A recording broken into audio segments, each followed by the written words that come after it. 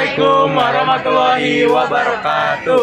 Halo semuanya, kami dari kelompok 4 di sini kami ingin mewawancarai salah satu siswa berprestasi di SMA Negeri 6 Cimahi.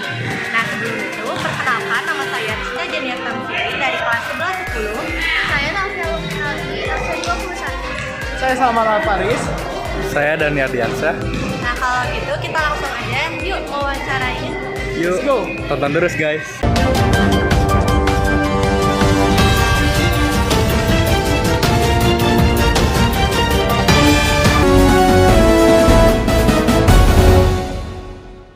Assalamualaikum warahmatullahi wabarakatuh. Om Swastiastu, Namo Buddhaya, Salam Kebaikan. Halo pemirsa, saya Arfi Riana membawa berita terkini, teraktual dan terpercaya. Terdapat salah satu siswa berprestasi di SMA Negeri 6 Cimahi, yaitu Sylvia Afiatunisa yang berhasil masuk top 6 Best Speakers Provinsi di lomba debat dan sempat masuk ke tingkat nasional di Bali. Kami pun berkesempatan untuk mewawancari Sylvia. Itu merupakan hasil wawancara kami. Bersama saya Rizda Janiar Tamsirin, perwakilan dari kelompok 4 SMA Negeri 6 Cimahi. Saya akan mewawancarai salah satu siswa berprestasi yaitu Sylvia Afiatunisa yang berhasil masuk top 6 Best Speaker seprovinsi di lomba debat dan sempat masuk tingkat nasional di Bali. Kalau gitu kita langsung aja ke pertanyaannya. Anda itu kan mengikuti lomba debat. Kalau boleh tahu nih, kapan Anda mulai terjun ke dunia debat dan apa yang mendorong Anda untuk memulainya? Mulai pertama kali terjun ke dunia debat itu waktu pertama kali masuk SMA. Karena kan di SMP itu nggak ada klub debat ataupun eskul debat. Jadi begitu masuk ke SMA, terus ngeliat poster klub debat di Sanaci, langsung pengen ikutan aja. Kalau faktor pendorongnya mungkin karena keinginan saya sendiri buat belajar ngomong di depan orang sama berpikir kritis. Oke. Apa yang membuat Anda tertarik untuk mengikuti lomba debat dan siapa sih yang menjadi inspirasi Anda dalam dunia debat? Saya tertarik ikut debat itu karena ya balik lagi ke keinginan saya yang pengen tahu gimana caranya bicara di depan orang dengan lebih terstruktur pun dengan gimana cara untuk berpikir kritis. Kalau motivasi atau pendorong ya? Inspirasi. Inspirasinya itu Sadam Permana. Mungkin Anda juga tahu ya, kalau Sadam Permana itu sempat viral di internet gara-gara kontennya yang menolak interupsi. Yeah. Saya melihat dia itu kayak ternyata keren juga ya untuk bisa berdebat dengan pemikiran yang sangat-sangat kritis kayak gitu. Jadi akhirnya ada dorongan buat saya jadi seperti dia, gitu. Ingin terinspirasi sama dia. Kalau gitu, siapa yang paling mendukung dan membantu Anda dalam persiapan lomba debat selama ini? Mungkin kalau yang pertama sih Bu Ayu sendiri selaku pembina debat. Lalu nggak lupa juga ada orang tua saya yang mendukung dari rumah, sama ada teman-teman saya juga yang terus ngasih semangat dan dukungan buat saya. Selanjutnya nih, selama Anda lomba debat, Anda itu berlatih untuk persiapan lombanya itu di mana? Kalau untuk lomba debat bahasa Indonesia LDBI 2024 ini, saya selama latihan itu kadang untuk LDBI kota itu di Semen 6 tentunya latihannya, kadang online juga lewat Zoom. Tapi kalau untuk tingkat provinsi, karena pesertanya bukan saya dari Semen 6 aja, tapi dari Semen 5 sama Semen 1 Cimahi, jadi kadang latihannya itu gantian, kadang di Semen 6, kadang di Semen 5, kadang juga di Semen 1 Cimahi. Kalau untuk nasional itu karena teman-teman saya juga dari kota yang berbeda, jadi nggak memungkinkan untuk latihan offline, lebih mengandalkan ke Zoom meeting aja. Berarti nggak diam di satu tempat aja gitu ya? Kalau untuk kota, iya selalu di Cimahi, selalu di Sanaci, cuman makin naik ya beda lagi gitu. Oke. Nah, Anda itu kan masuk ke top 6 Best Speaker seprovinsi di lomba debat. Apa sih yang Anda rasakan saat Anda berhasil masuk top 6 Best Speaker itu? Sebenarnya awalnya tentunya nggak nyangka ya bisa sampai ke peringkat ke-6 seprovinsi gitu. Soalnya tim Cimahi itu waktu di provinsi yang waktu di Lembang itu nggak masuk semifinal sama sekali, bahkan nggak masuk 16 besar.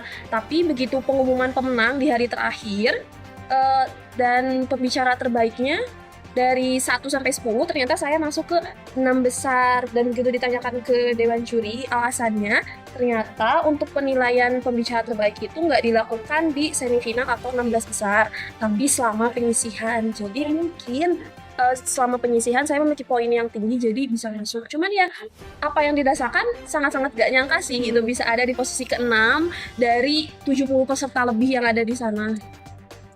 Oke, setelah masuk top 6 Best Speaker seprovinsi, Anda juga lanjut mengikuti lomba debat tingkat nasional di Bali kan? Apa pengalaman yang paling berkesan selama mengikuti lomba debat tingkat nasional di Bali? Kalau itu mungkin ada 2 jawaban yang bisa saya kasih. Yang pertama itu selama latihannya, lalu yang kedua selama di Balinya. Kalau selama latihannya yang paling berkesan itu ternyata untuk sampai ke nasional, latihan yang saya lakukan pun harus lebih besar dari sebelumnya gitu. Yang awalnya cuma sampai jam 5 sore, tapi begitu naik ke nasional, saya harus latihan sampai jam 11 malam, sampai jam 10 malam, bahkan semua kesibukan saya itu jadi meningkat gitu gara-gara ada latihan dari nasional. Jadi yang berkesan itu ya ternyata usaha yang kita keluarkan tuh harus sama besarnya gitu dengan hasil yang kita lakukan. Terus kalau selama di Bali, yang saya rasakan itu sangat-sangat gak nyangka ya, karena baru pertama kalinya saya ke Bali dan ternyata itu tuh dibawanya sama debat. Dan di Bali juga saya ketemu banyak orang yang kemampuannya ada jauh di atas saya, yang kemampuan debatnya masih jauh lebih baik di atas saya. Jadi saya juga belajar banyak hal, terus dapat banyak teman. Saya juga punya kenalan dari Sulawesi Tengah, kenalan dari Sumatera Utara, sama dari Kalimantan Timur. Jadi itu pengalaman yang berharga banget, karena kapan lagi gitu anak SMA seperti saya bisa punya kenalan satu Indonesia. Ya, keren banget bisa mewakili Jabar di tingkat nasional.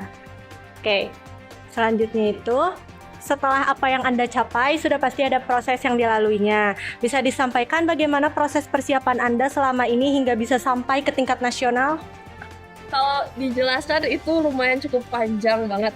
Untuk LDBI 2024 sendiri kan dimulainya dari seleksi tingkat kota. Itu persiapannya kalau saya totalin dari pertama kota sampai nasional itu kurang lebih 6 bulan. Saya tuh mulai latihan dari bulan Maret 2024, itu latihan untuk LDBI kota.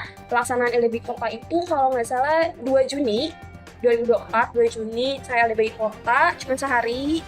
Lalu lanjut ke tingkat provinsi itu tanggal 5 sampai 7 September 2024, dan nasionalnya di 7 sampai 13 Oktober 2024. Kalau proses latihannya ya seperti yang saya bilang sebelumnya, makin naik jenjangnya makin banyak juga waktu dan usaha yang harus saya keluarkan. Di tingkat kota saya cuma latihan paling sehari itu 6 jam, dan itu pun selama weekend, hanya Sabtu Minggu. Kalau jam-jam sekolah paling latihan hanya 2-3 jam. Terus di provinsi mulai latihannya ditambah lagi, sekarang sampai 7-8 jam. Waktu itu saya pernah latihan di Semanggi 1 dari jam 2 sore sampai jam 7 malam, itu baru pulang. Terus kalau di nasional juga jam latihan saya makin naik lagi.